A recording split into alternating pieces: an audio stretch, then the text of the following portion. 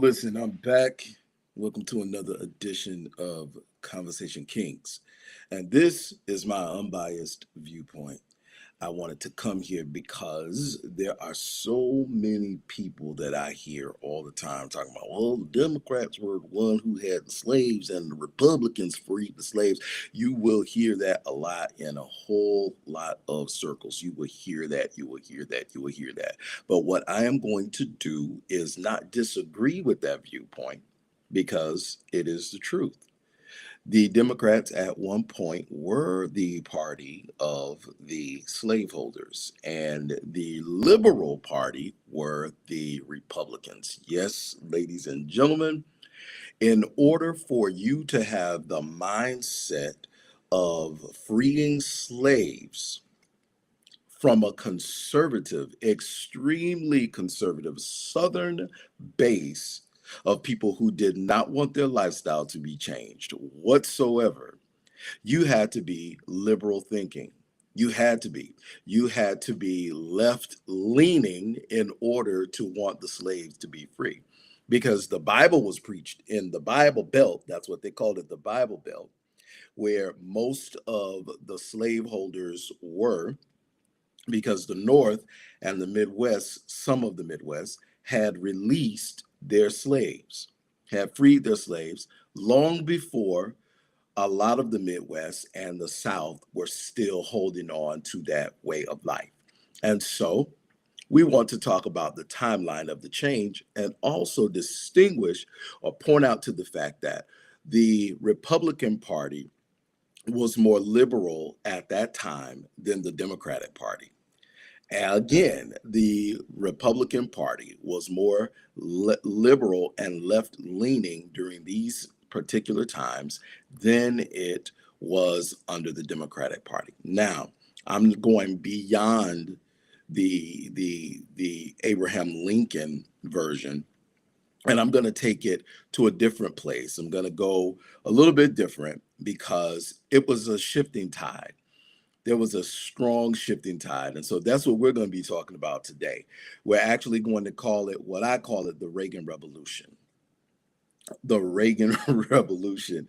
And I remember being a very little boy, a young kid. My parents at the time, before President Reagan, I believe, I know my grandparents before President Reagan on both sides of my family were Republican.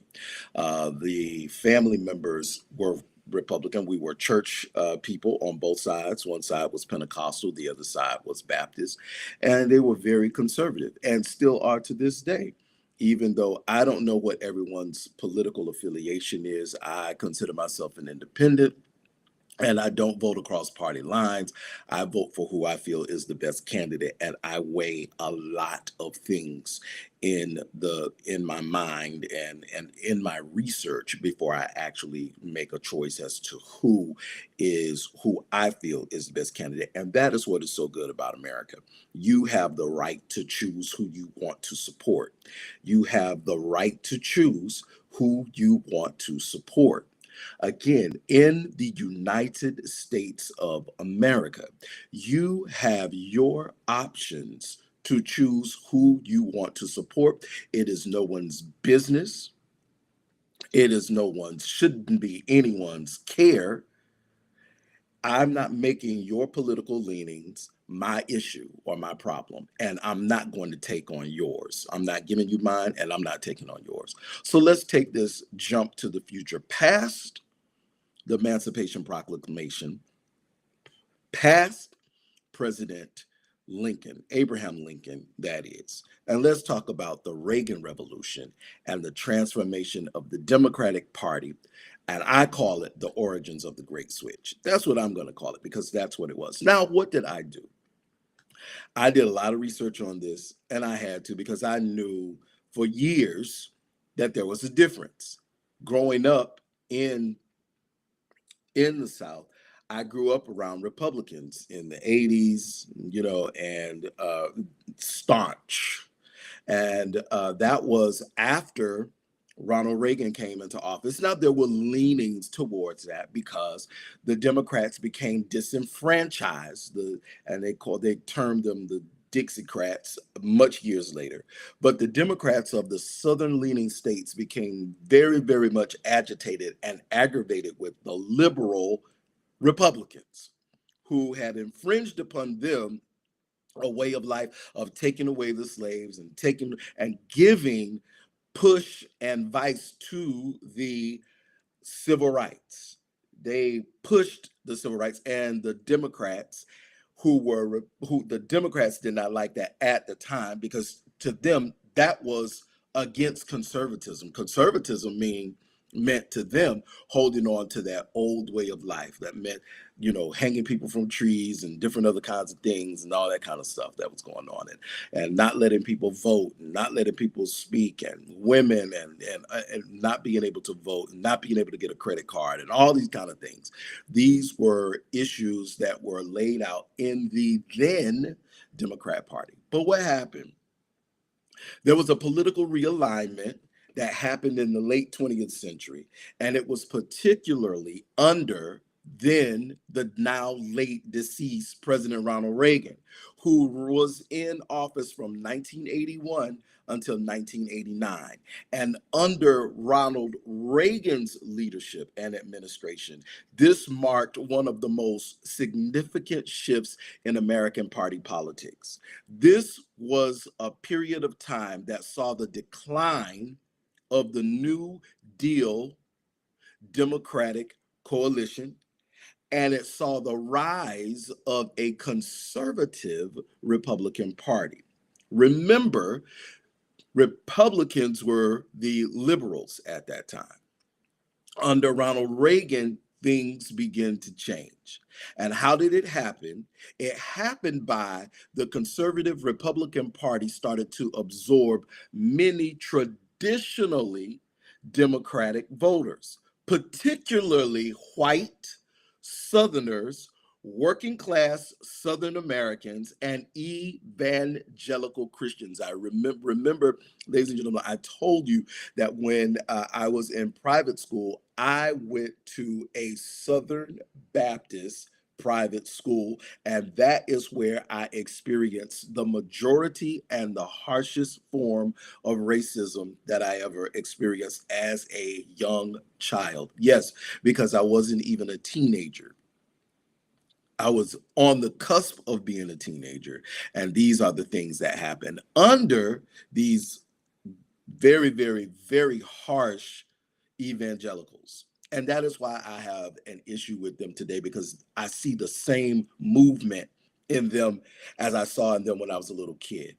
So what I term this as, and what many other authors have coined this as, is it is called the Great Switch, right? So fundamentally, it altered the electoral map, right? It had policy priorities, it had ideological identities of both parties at one time. But understanding this transition, it's very crucial for analyzing modern polarization. It helps you to understand the GOP's dominance in the South today. The GOP's dominance is in the South. Now, the Republican dominance prior to Ronald Reagan was in the North.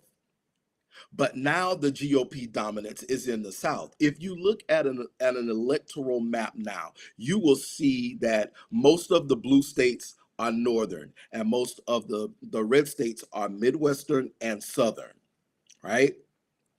So the GOP's dominance in the South and the new Democratic Party shift towards urban multicultural progressivism. That's what it's called, ladies and gentlemen. So let's take a look at the historical key events that took place. I want you all to understand that there were events that took place that some of you may not be aware of. And I want to point these things out to you, because a lot of people think that the Republican Party and the Democratic Party, this is just something that you woke up to one day and that's what it was. But that's not how it happened. There's a timeline of the party realignment, and let's talk about it. Because at first glance, you'll look at during the civil rights movement and the Civil Rights Act, right? 1964. The majority of the Democrats were in the South, but look at the party when it happened, how the Civil Rights Act began to shift things. It really began to shift things. So it started with the Civil Rights Act, or actually, that's where I'm going to pick it up from. I want to give you a historical overview and some key events and milestones, okay? So pre-Reagan foundations are from 1960 through the 1970s. In 1964, there was the Civil Rights Act and the Voting Rights Act. Okay, Southern Democrats or Dixiecrats began defecting to the GOP after President Lyndon B. Johnson, a Democrat, signed civil rights legislation. Lyndon B. Johnson, a Democrat, signed civil rights legislation. This is important to know because up until that point, there was nothing. Okay. Then came about what is called the Southern Strategy. Look up this gentleman. His name is Barry Goldwater and later Richard Nixon. These were Republicans led by Barry Goldwater and later Richard Nixon under the Southern Strategy. They capitalized on white resentment against Black people in the South, particularly. It is called the Southern Strategy. Trying to teach you all something here because you all think you know something, and I love it when I hear Marjorie Taylor Greene. Well, now it was the Republicans that released Democrats, baby. You are born. I mean, you are banjo mouth South, banjo talking mouth South. Sit on the front porch. Hee haw, hee haw, haw, haw. That is the deep Southern that Marjorie Taylor Greene is. Southern Strategy Republicans that were led by Barry Goldwater. I want you to research Barry Goldwater. I want you to also research about Richard Nixon, because what they did is they capitalized on white Southern resentment, and they turned, and that in itself is a form of populism. Populism, not popularism, populism, which is exactly what Donald Trump ran on. He runs on a populist view. In 1972, I want to break this down also because you can see this timeline. In 1972, Nixon's re-election there was the re-election coalition is what they called it. Nixon won 49 states, including the Deep South, by appealing to law and order and anti-busing sentiments. Now, what were the anti-busing sentiments? Ladies and gentlemen, we all know what the anti-busing sentiments were. The anti-busing was to keep Black people off the bus or in the back of the bus. How did he win?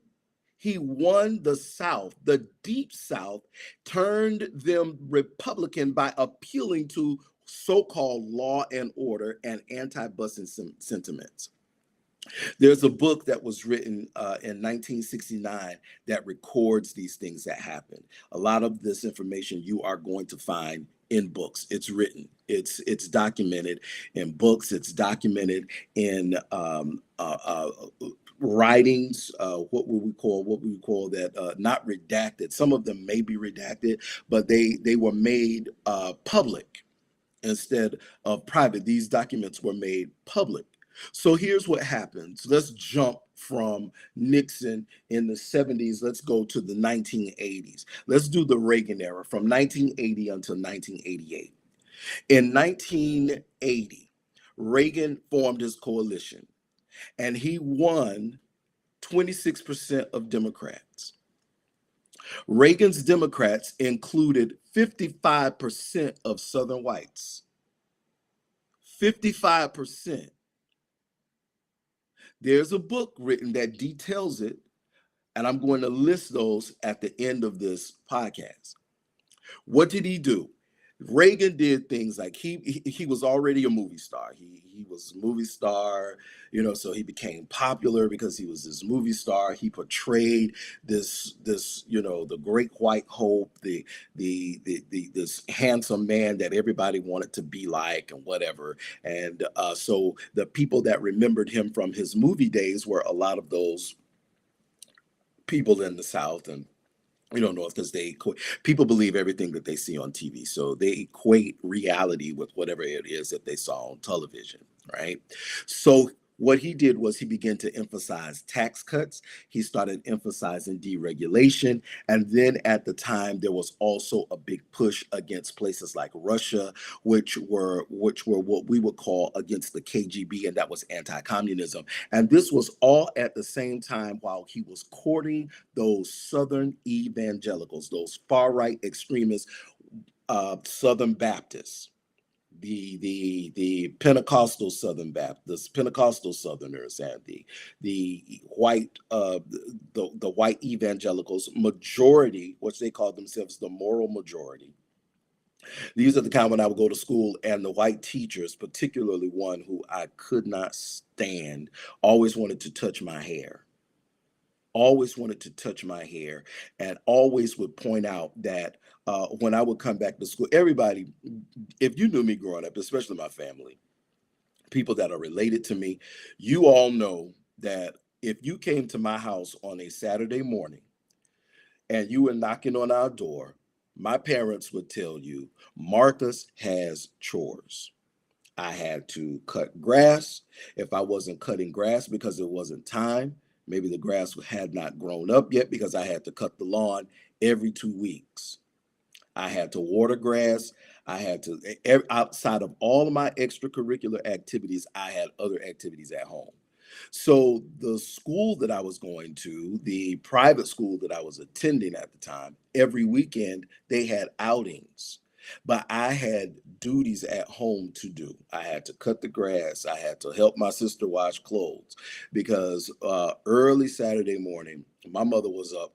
She would start everything off and then we would have to finish. There was no time. So if my friends came over to play or ride our bikes or go wherever, my parents said, Marcus has chores. My father and my mother, Marcus has chores. So when I would come back to school on Monday morning, the teacher, the same teacher, will always say to me, oh, one of the mothers told me that they saw you necking with one of the white students. I didn't even know what that meant. I come to find out later that it meant tongue kissing or whatever. And I'm saying to him, I don't even go to the outings on Saturdays because I have either church events or I am working at home with my chores before I can get on a bicycle and go anywhere, before I can walk to a friend's house. And I had to tell my parents where I was going, whose house I was going to, and they would give me a time as to when I had to come back. It wasn't no leaving the house and just going anywhere you wanted to, when you wanted to, and how. I had to have a conversation. I had to ask, can I go to so and so's house? Is his mother home? Is his father home? Whatever. So, getting back to what I was saying, in 1984, there was a landslide re-election because during the first volume of his tenure, President Ronald Reagan, during the first volume of his tenure, he did court the Southern whites. He got 55% and he won 26% of Democrats outside of the 55% of Southern whites who were already Democrats. They were already Democrats under Ronald Reagan. In 1984, Ronald Reagan ran again, and he won by a landslide. He won with 63% of white voters and 74% of conservative Democrats. Ladies and gentlemen, yes, Democrats can be conservative, and so can and Republicans can be liberal. There are in betweens. There are centrist views, there are leftist views, there are far leftist views, there are conservative views, there are ultra conservative views, there are far right conservative views, and then there's MAGA, a whole nother new addition to the craziness of the right. In 1984, he won by a landslide. He won 63% of the white voters and 74% of conservative Democrats. That included some black people. That was a Gallup poll that came out in 1984. And if you Google it, you'll be able to find it. Democrats lost the South in presidential elections for the first time since the Reconstruction. In 1984, Democrats lost the South. They lost it. Now, there was post-Reagan consolidation. This happened between 1990 and the year 2000. So this is now we're moving into the decade of the 90s. And who comes on the scene? That Newt Gingrich. Newt Gingrich started a revolution. Because in 1994, Republicans took control of Congress. They ran on anti-government, anti-Bill Clinton messaging. They said they came up with this thing called Contract with America. They solidified the GOP dominance in the South. In the South.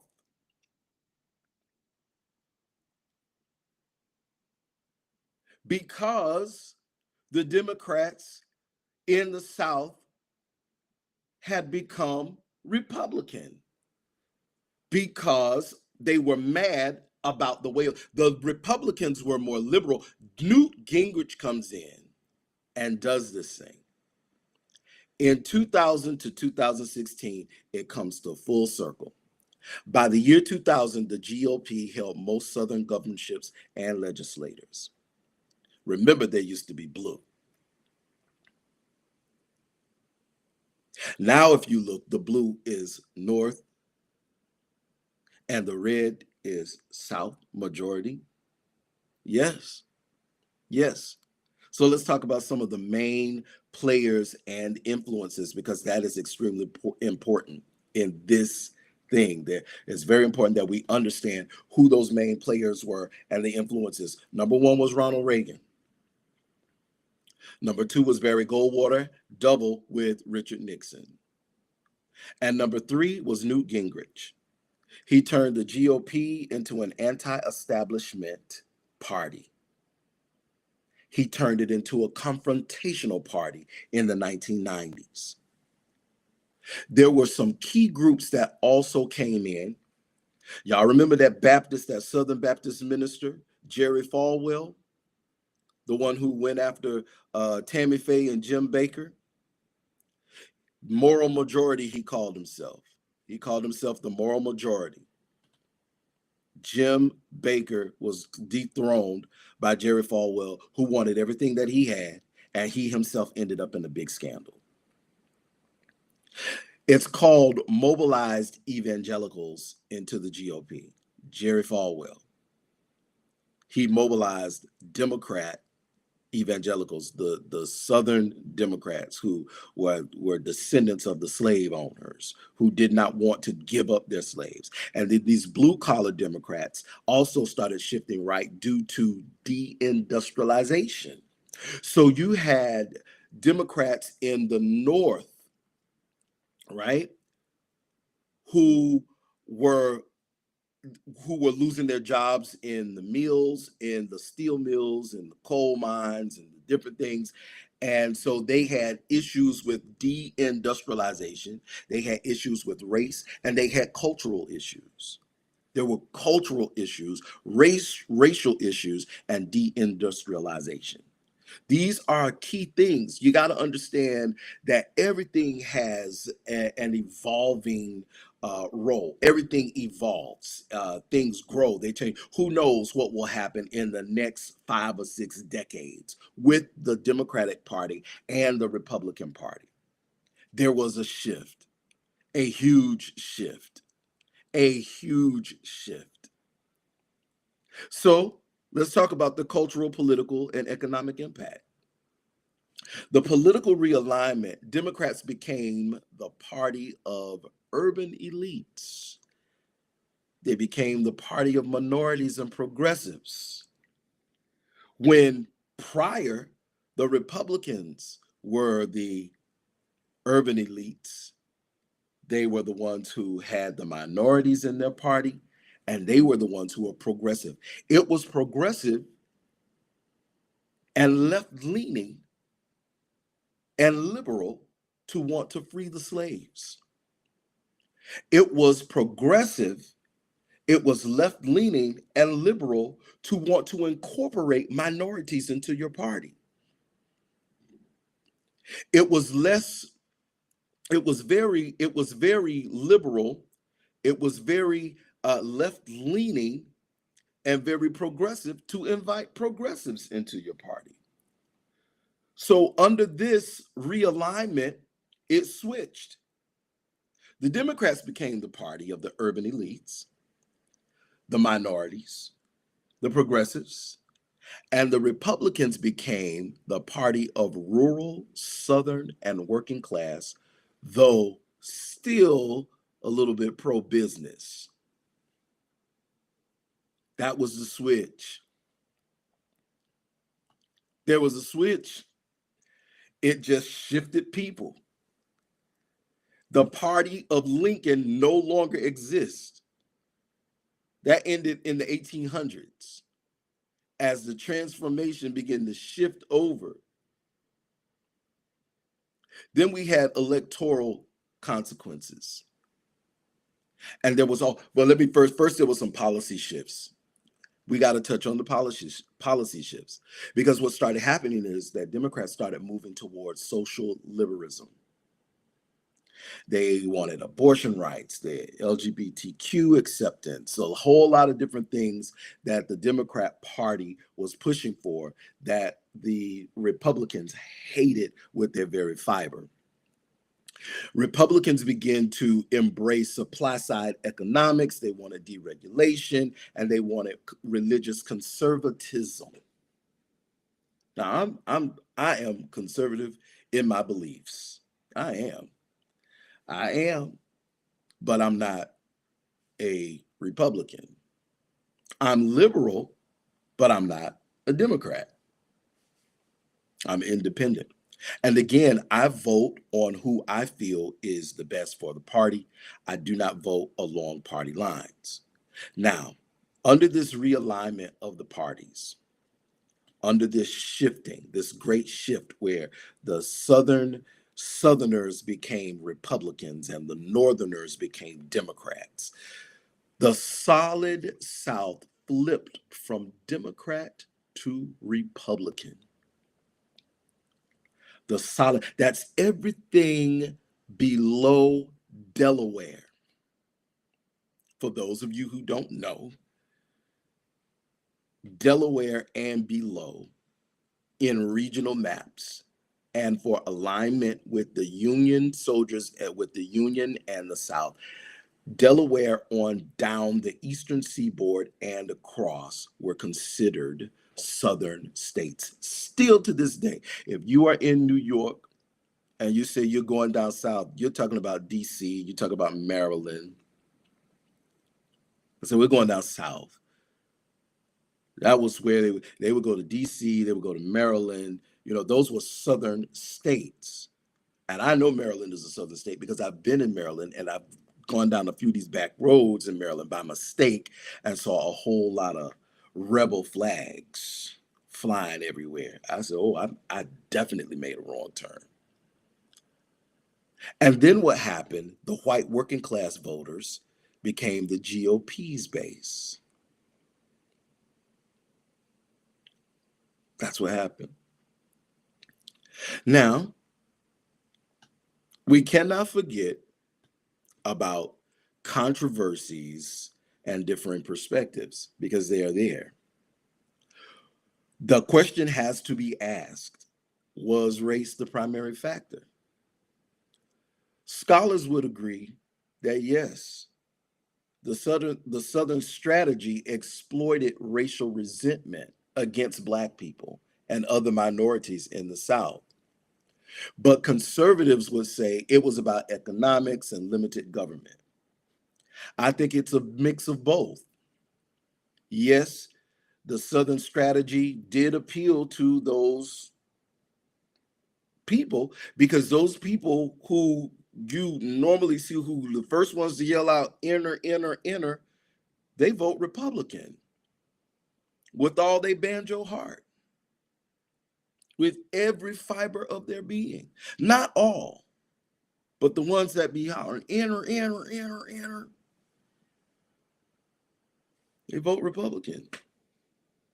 And some conservatives claim that it was solely about economics. Slavery was about economics. It was evil. It was an unnecessary evil. It was the most vile thing that could have happened to a people anywhere in the world. So more studies need to be done on that, and they will be. Did the Democrats abandon the working class? That's another question because it comes up. Some people say yes. They say that Democrats embrace free trade. They were happy about the NAFTA agreement. They embraced social liberalism, and they started alienating blue collar workers and blue collar voters. That's what's said. But then others would say no. So we have different opinions. Others would say no, because others will argue that the Republican policies hurt workers more. And I think that they do. That's my unbiased opinion. Then there's a modern relevance, right? Trump, who is populist and has run on a populist view and is definitely a populist person, he attempts to continue Reagan's coalition, but he added to that anti-globalism and anti-immigration. Anti-globalism, anti-immigration. I want you to understand that globalism is inevitable. It is not only inevitable, but it is needed. There is a whole section of the United States that the Republican Party is attempting to sell off. Yes, we're going to talk about that too. There is an entire middle section of the United States. If you look at a map of the United States at night, and you will see in the middle of the United States of America, there are hardly any lights, there's hardly any population. And the Republican Party is trying to sell that land. If you want to sell the land off, why not give it to these so-called undocumented? Let them build it up. Let them build high-speed rail. Let them build connecting things. Let these people live and let them build, and we all work together to make America great again. But you're not going to do it this way, because if we're going the way under this administration, there won't be an America, in my opinion. And I don't care if you don't like my opinion. I might not like yours, but that's yours, not mine. So, in conclusion, and I'm getting ready to get out of here, the Reagan realignment, it reshaped American politics by turning the South Republican. It made the GOP the party of white working class and evangelicals. And it forced Democrats to rely on urban, minority, and college educated workers. That's what happened. It forced the Democrats into a place. You know, when they say urban, that's code word. That's code word. Suburban is nice, but urban is code word, right? The question that I want to pose to everyone who is willing to listen is this: will the GOP refrain from pushing the working class away, or will it retain? Are they going to push the working class away, or are they going to retain the working class? And the second question that I have for you is, can Democrats rebuild a multiracial working class coalition? They need to. They're going to need to. Now is the opportunity to do it because we are so divided politically, racially, religiously, with everything. Everybody is running amok, amok, amok, amok, amok. And it is so evident. If you look at the head of the country, you look at what's going on, even in the spiritual world, where we're looking at these spiritual leaders who are just running amok. They are doing whatever. If the head isn't right, then what is the rest of the body going to do? If the head is sick, then what about the rest of the body? Right? If you are a reader like me, because I love to read books, you ought to be able to read some of these authors that I put in here for you all to be able to read. And what are you talking about? And I think that my it's a little off, but at any rate, I will get that information to you so that you can know. So at this same time, I'll just tell you who the authors are, because if you like to read and you like to research and get information, then this is how you're going to do it. This doesn't put you in a silo. It puts you in a place where you have complete understanding and you're not just tossed to and fro by ideologies. You're not tossed to and fro by silos. You make like sound decisions based on your study and not what you are hearing in the wind. And you're not influenced by everything that you hear based on someone brewing up a storm in your mind. Then that's what you're going to get. But anyway, I want you to take a look if you can. If you can't see this, I'll be glad to post it at another time where you can see it, much better than you can at this point. But there are books, and these are books and articles that you can read regarding the switch from the migration of the Democrat Party to the Republican Party and vice versa. And again, of course, you can always look at electoral maps and you will see that the southern states and parts of the Midwest are red, red, red, red, red. If that's the case, and they are the Democrats, what happened? I just gave you the explanation. Until next time, ladies and gentlemen, peace, be safe. I am out.